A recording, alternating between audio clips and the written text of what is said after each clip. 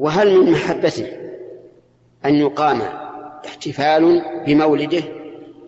الجواب لا، ليس من محبته.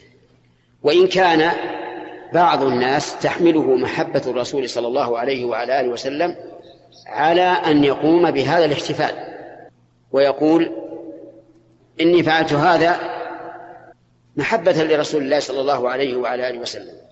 هذا قد يقع من بعض الناس، ولكن حقيقة المحبة تنافي ذلك، لأن حقيقة المحبة أن تلتزم بشريعة النبي صلى الله عليه وعلى آله وسلم، كما قال الله تعالى: قل إن كنتم تحبون الله فاتبعوني يحببكم الله.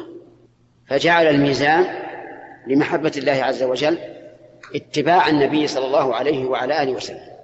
إذن الميزان في محبة الرسول صلى الله عليه وعلى آله وسلم اتباعه، فمن قال إنه يحبه ولم يتبعه لم يكن صادقا في هذه الدعوة.